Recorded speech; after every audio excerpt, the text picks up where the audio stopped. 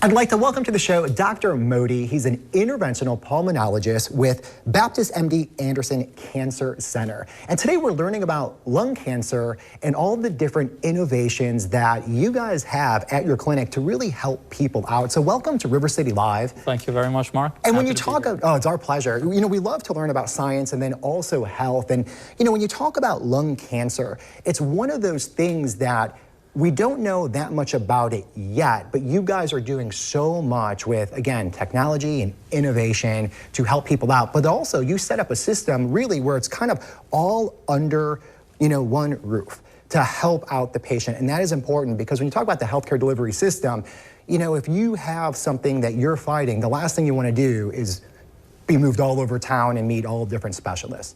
So you found a way to simplify that. Oh yes, you bring up a very important point. I think cancer care must be integrated in a multidisciplinary approach. And at Baptist MD Anderson, we provide that. The focus is to not just treat the physical illness, but the patient as a whole.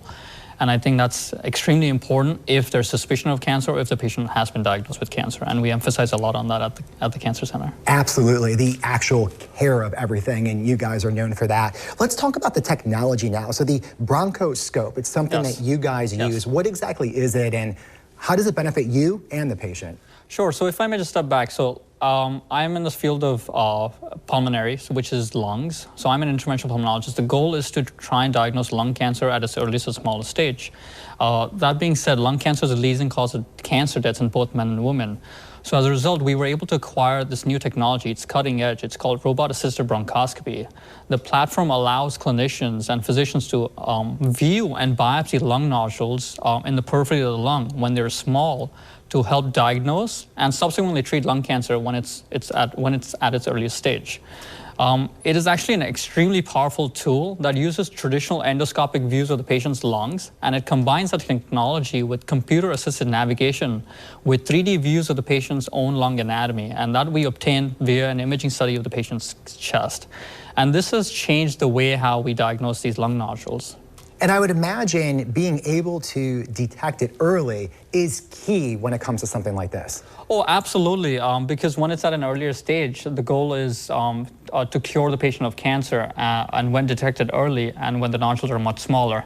And this is where the technology plays its part, and it's an extremely powerful tool that helps us diagnose these nodules when they're very small. And then who qualifies for this type of treatment? So it actually starts with initial assessment where you meet one of your physicians and talk about, hey, do I meet criteria for lung cancer screening? So it brings us into this topic of who should undergo lung cancer screening. And I think it's extremely important for the viewers to appreciate that. Given the incidence of lung cancer being so high in the country and worldwide, I think it's important to emphasize that. So the United States Preventive Task Force just recently changed their guidelines. So any patients aged between 50 through 80 that smoked for 20 pack years and currently still smoke or have quit within the last 15 years meet criteria for screening. But it's a discussion to start having even with a primary care physician. We're happy to discuss this in our lung health clinic at Baptist MD Anderson to just talk about risk factors for lung cancer development as well as if they meet criteria for lung cancer screening. So if patients undergo lung cancer screening and unfortunately if something is detected, such as a small nodule, we can use this cutting edge technology to biopsy them early. And when it comes to lung cancer, what do you see? Is there a component of it that's genetic, or in most cases, is it from just like social habits, like smoking, maybe vaping, something like that, or maybe work exposure to asbestos? So I think it's a combination. There are several risk factors that lead to development of lung cancer, one being smoking, or the major risk factor being smoking. There is a familial component of family history of lung cancer. However, it plays a smaller role in the world of lung cancer compared to other cancers such as breast cancer, for instance.